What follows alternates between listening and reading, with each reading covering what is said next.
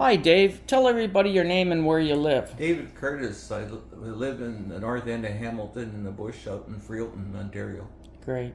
Tell us about your work injuries or your injuries from your work. In 1983, I got my arm caught while I was working at GM Transmission in Windsor. It got caught in a rotationary drill press and permanently physically disabled my left arm, and then they give me a light duty job to do with that others did with one, and that blew out that arm.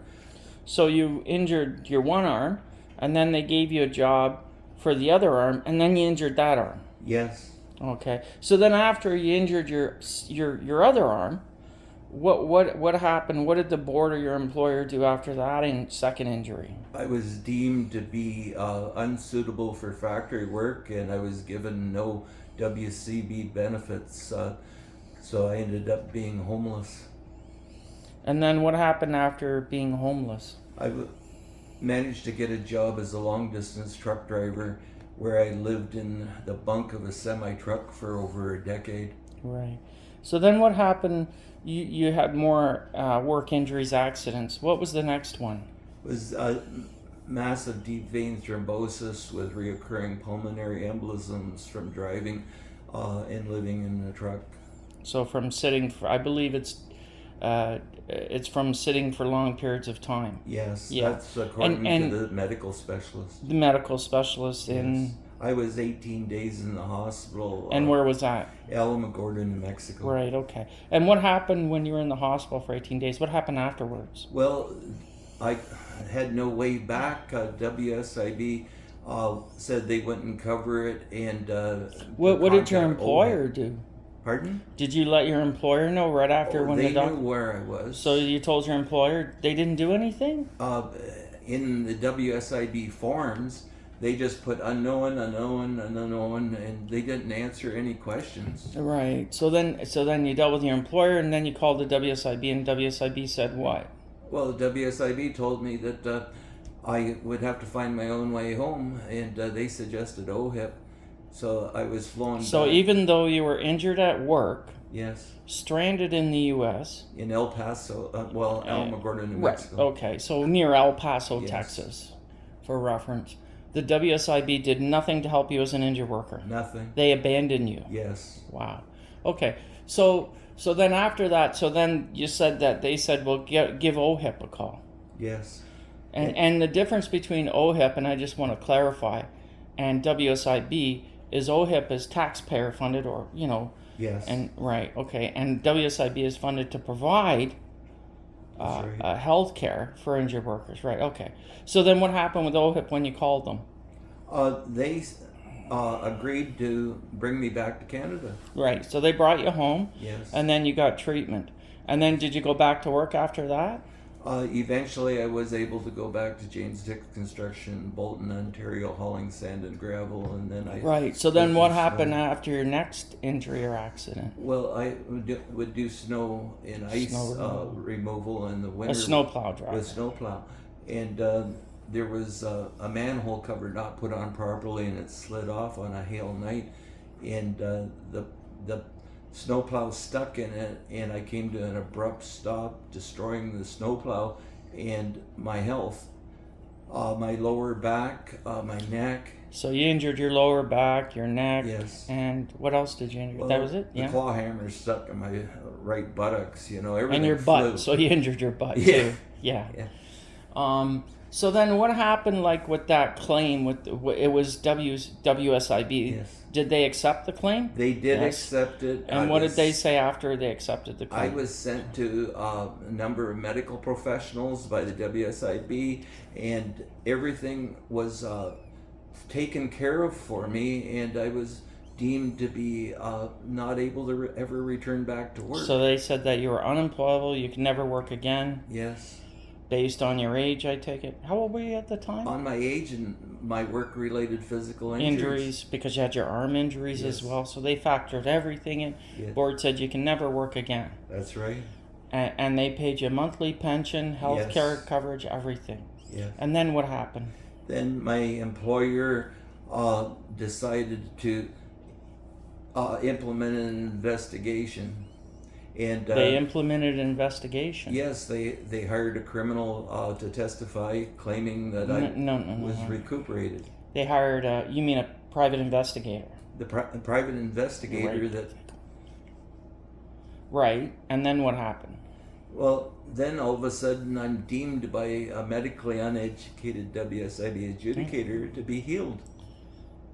So you mean the case manager said, as far as they were concerned, you were fully recovered? Yes.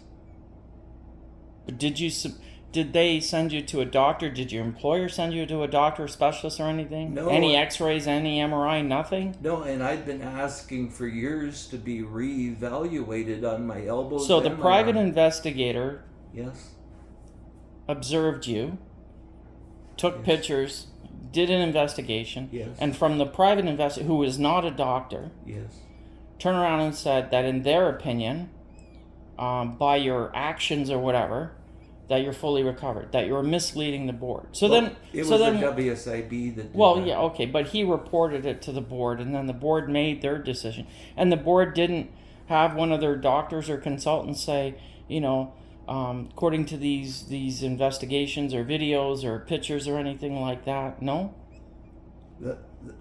There No. was never any follow-up. So then, what did the board do after they said, we think that you're fine? What did they do next? They asked for a clawback. They wanted me to send them $151,000. Oh, so they turned around and they said that, as far as we're concerned, you were recovered, like, say, 2, 3, or 4 years ago, so we want all the money we gave you, the benefits, back. And they took me to court over it. What do you mean court? What do you mean? They took me to the Provincial Offences Act court, and they wanted me to go to jail, and they wanted... So when they charged you under the Provincial Offences Act, Yes. for failing to say that you're recovered when you weren't, they were seeking jail time. Yes, plus $151,000. Plus, they wanted their benefits back. Yes. So then, what happened with the provincial offenses thing? What did you do? There was a trial. Yes. Yeah. And what happened at the trial and onward? I ended up having to go to probation, and the probation officers So- thought it was crazy. So then you had a trial, Yes. and then the judge, he didn't give you jail time, but he awarded probation. Yes. Like, he ordered you to do probation. How long was the probation? Well, it was for 2 years, but I went 2 times in the probation office. They said they never heard of anything like this. So they would just said it was crazy. Yes. A waste of time and resources. And they actually went and had it removed. Right, so it was removed. So what happened with this charge, like the provincial offenses thing? Did you appeal the judge's decision? Yes, I did. And you appealed it all the way to the Court of Appeal. And what happened? To Osgood Hall, the Court of Appeal, and it was all thrown out and dismissed on my behalf. So the Court of Appeal overturned the decision. Yes. And I believe, if I remember right, and correct me if I'm wrong, it was because the WSIB had failed to prove the mental intent of the charge. Yes. Right, okay. So now the criminal, or quasi-criminal, we'll just call it criminal for simplistic sake, has been removed from your file. So what did you do then? Did you go back to the board and say, hey, I want my money back? Yes, I have.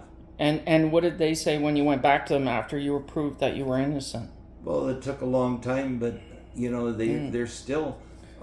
So like, you went to them, and did you get a decision at the very beginning of the operating area? And then didn't you have to go through the WSIB appeals? Yes, I had to go And all the way. what to did the WSIB tribunal. appeals officer say?